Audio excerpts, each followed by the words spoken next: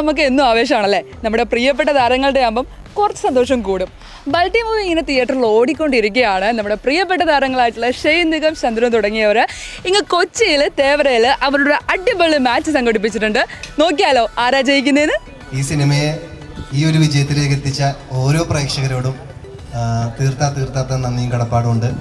കൂടെ ഇന്നിപ്പോൾ ഈ പരിപാടി ക്യാപ്ചർ ചെയ്യാൻ വന്ന എല്ലാ മീഡിയാസിനും എൻ്റെ പ്രത്യേക നന്ദി അറിയിക്കുന്നു. അപ്പോൾ ഒരു ചെറിയൊരു ഫൺ മാച്ചാണ്, ഒരു പ്രൊഫഷണൽ ആയിട്ടൊന്നുമില്ല. ഞങ്ങൾ കുറേ നാളായിട്ട് അതിൻ്റെ ടച്ചൊക്കെ വിട്ട് കിടക്കുകയാണ്. അത് ആദ്യമേ ഒരു മുൻകൂർ ജാമ്യം എടുക്കുന്നു. പക്ഷേ ഇവൻ ഒറിജിനലായിട്ട് കളിക്കും. ഇവൻ നാഷണൽ പ്ലെയറാണ്, ജക്സൺ.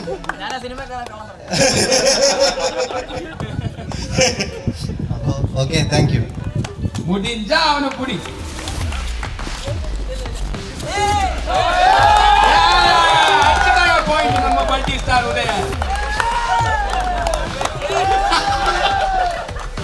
ನಮ್ಮ ಕುಮಾರ್ ಪಂಚಮೀನ್ captain.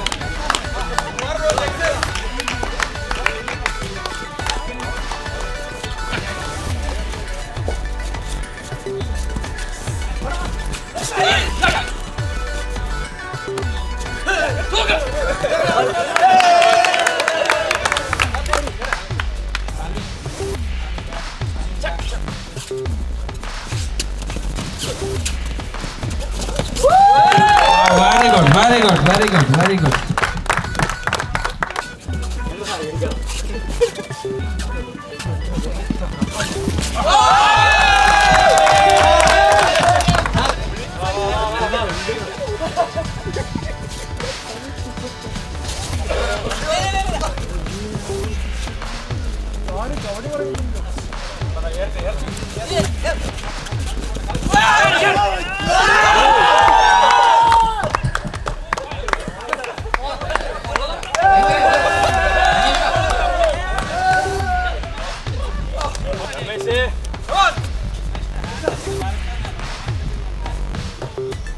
Scorpion King Ramesh.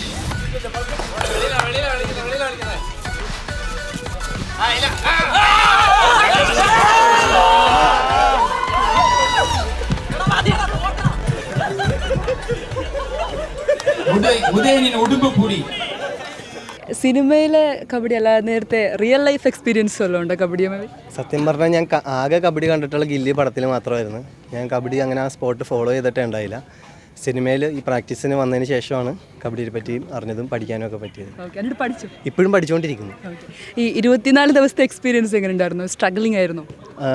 Injuries പറ്റിയായിരുന്നു കൂടുതലായിട്ട്. അപ്പോൾ ആ ഇഞ്ചുറിയുടെ മേളിലും നമ്മൾ പ്രാക്ടീസ് ചെയ്യേണ്ടി വരുമ്പോഴാണ് കൂടുതൽ നമുക്ക് പ്രയാസമായിക്കൊണ്ടിരുന്നത്. കാര്യം ശരീരം ഇതിനോട്ടേക്ക് സിങ്കായി വരുന്ന ടൈമിൽ തന്നെ എനിക്ക് ഇഞ്ചുറീസ് പറ്റിയായിരുന്നു. പക്ഷെ അത് പിന്നെ നമുക്ക് ആ ഒരു സമയം യൂട്ടിലൈസ് ചെയ്യാനല്ലേ, വേറൊരു സമയം നമുക്കില്ലാത്തതുകൊണ്ട് മാക്സിമം ചെയ്തു. ഈ തിയേറ്ററിൽ നമ്മുടെ തന്നെ സീക്വൻസ് കാണുമ്പോൾ ഒരു ഗൂസ് ബംസ് ഉണ്ടാവില്ലേ, അതെങ്ങനെ ഉണ്ടായിരുന്നു? അങ്ങനെയല്ല, എനിക്ക് എന്ന് വെച്ചാൽ എന്നെ അങ്ങനെ ഇപ്പോൾ അങ്ങനെ ഒരു മാസീവ് ലുക്കിൽ വന്നത് RDX ആയിരുന്നു. പക്ഷെ അതിനേക്കാളും മാസ് കൂടിയിട്ടുള്ളൊരു ക്യാരക്ടറാണ് എനിക്ക് ഉദയൻ അല്ലെങ്കിൽ ബൾട്ടി അല്ലെങ്കിൽ അത്തരം തിയേറ്റർ മൊമെൻറ്റ്സ് ആണ് പടത്തിലുള്ളത്. അത് സത്യം പറഞ്ഞ ടെൻഷനോടെയാണ് ചെയ്തത്, എങ്ങനെ ജനങ്ങൾ സ്വീകരിക്കുമെന്ന് അറിയാണ്ടാണ് ചെയ്തത്. പക്ഷേ തിയേറ്ററിൽ ഞാൻ കണ്ടതെല്ലാം വലിയൊരു അത്ഭുതം തന്നെയായിരുന്നു. ഒരുപാട് സ്ഥലത്ത് ക്ലാപ്സും വിസിലൊക്കെ ഉണ്ടായിരുന്നു. കണ്ടപ്പോൾ ഒരുപാട് സന്തോഷം തന്നെ. ഒരു ഫണ്ണി മാച്ച് ആയിരുന്നു. ഈ മാച്ചിൽ ഉടനീളം ജാക്സൺ എന്നുള്ള പേര് കേൾക്കായിരുന്നു. ഇതെന്താ ഈ പേരിൻ്റെ, അല്ലെങ്കിൽ ഇങ്ങനെ എല്ലാവരും വിളിക്കാനുള്ള രഹസ്യം എന്താ വെച്ച് കഴിഞ്ഞാൽ ഞാൻ ഈ സിനിമയുടെ ഓഡിഷന് പോകുമ്പം എന്താണെന്ന് ഇതൊന്ന് ചോദിച്ചു. അപ്പം ഞാൻ നാഷണൽ കളിച്ചിട്ടുണ്ട്. എന്ന് വെച്ചാൽ MG യൂണിവേഴ്സിറ്റി നാഷണൽസ് കളിച്ചിട്ടുണ്ട്. വലിയ കളിക്കാരൊന്നും അല്ല, പക്ഷേ MG യൂണിവേഴ്സിറ്റിക്ക് വേണ്ടി കേരള പ്രസൻറ്റ് ചെയ്ത് കളിച്ചിട്ടുണ്ട്. അപ്പോൾ അതുതൊട്ട് ഇന്ന് കാണാൻ എന്നെ പിടിക്കുവാണെങ്കിൽ ഞാൻ നാണം കിടും. അപ്പോൾ ഇവരെല്ലാം എന്നെ പിടിക്കാൻ വേണ്ടി പ്ലാൻ ചെയ്തേക്കുക. എന്നെ പിടിച്ച 1 ലക്ഷം രൂപയെന്ന് പറഞ്ഞേക്കുന്നത്. അപ്പോൾ പിടി കൊടുക്കില്ല. 1 ലക്ഷം തിരിച്ചു വെച്ചിട്ടുണ്ട്, കിട്ടുമെന്ന് അറിഞ്ഞൂടാ. நல்லா இருந்துச்சு. ஃபீல்ஸ் லைக் நாங்கள் திருப்பி ஷூட்டிங் டைம் இல்லை ப்ராக்டிஸ் டைமில் போன மாதிரி இருந்துச்சு. Lot of nostalgia, lot of nice memories. So அது വീണ്ടും ചെയ്യാൻ അത് വന്ന് it is very very happy, very nice. ഒരുപാട് വർഷങ്ങൾക്ക് ശേഷമാണല്ലോ വീണ്ടും മലയാള സിനിമയിലേക്ക്. അതെങ്ങനെ അപ്പോൾ ആളുകൾ ഇത്ര ഏറ്റെടുക്കുകയും കൂടെ ചെയ്തപ്പോൾ ആ ഒരു എക്സ്പീരിയൻസ്? இல்லை, மலையாள சினிமா இஸ் நெவர் சேஞ்ச்ட். மலையாள சினிமா வந்து ஆல்வேஸ் ஆஸ் தமிழ் ஆடியன்ஸ் எங்களுக்கு என்றைக்குமே ஒரு ரெஸ்பெக்ட் இருக்குது மலையாளம் சினிமாவில். Because importance is always given to writing and content. So அது வந்து இப்போ வரைக்கும் மாறவே இல்லை. அண்ட் நான் வந்து 15 இயர்ஸ்க்கு அப்புறம் வரப்போ I am very very happy. இது எனக்கு ரீலான்ச் போல் உண்டாயிருந்தோம். ஸோ நான் ஒரு விஷயம் ஆரம்பத்தில் கேட்டிருந்தேன். And Amme Purnima ஜெயராமுக்கு கிட்டிய ah support അത് തന്നെ ഒരു വലിയ കരിയർ കിട്ടി മലയാളത്തിൽ. സോ ആ സപ്പോർട്ടിൽ ഒരു പകുതി സപ്പോർട്ട് എനിക്ക് കിട്ടിയാൽ ഞാൻ ഹാപ്പി ആയിട്ടുണ്ടാവുമെന്ന് പറഞ്ഞത്. പക്ഷേ അത് പകുതിയോടെ മേലെ I got a lot of more support. So അത് എനിക്ക് വളരെ ഹാപ്പിയാണ്.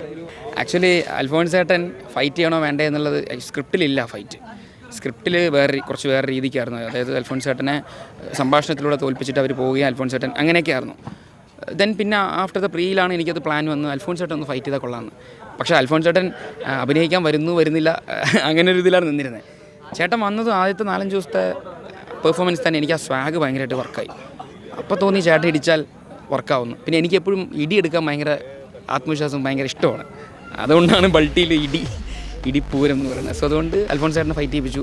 പക്ഷേ അൽഫോൺസ് ചേട്ടൻ അതിൽ ഫൈറ്റ് ചെയ്ത പലതും സിംഗിൾ ടേക്കാണ്. അത് അന്നത്തെ പല ഇതുകൊണ്ടും നമുക്ക് പെട്ടെന്ന് എടുക്കേണ്ട ഒരു സീക്വൻസ് ആയിരുന്നു. പക്ഷേ അൽഫോൺസ് ചേട്ടൻ ഫൈറ്റ് എന്ന് പറഞ്ഞിട്ട് ഒരുപാട് റിസ്ക് എടുക്കുക അതിന് വേണ്ടി അങ്ങനെയൊന്നുമില്ല. പുള്ളി വളരെ ചുമ്മാ കാഷ്വലായിട്ട് പുള്ളി ചെയ്തു. അതാണ് അതിൻ്റെ ഒരു ബ്യൂട്ടി. ഈ പറഞ്ഞ പോലെ പഞ്ചായാലും കിക്കായാലും പുള്ളി അങ്ങനെ എഫേർട്ട് എടുത്ത് ചെയ്തു. പുള്ളി ചെയ്യാടാ നമുക്ക് നോക്കാടാന്ന് പറഞ്ഞ പുള്ളി ഇറങ്ങി. പുള്ളി അന്ന് സ്കോർ ചെയ്ത് ഭയങ്കരമായിട്ടായിരുന്നു.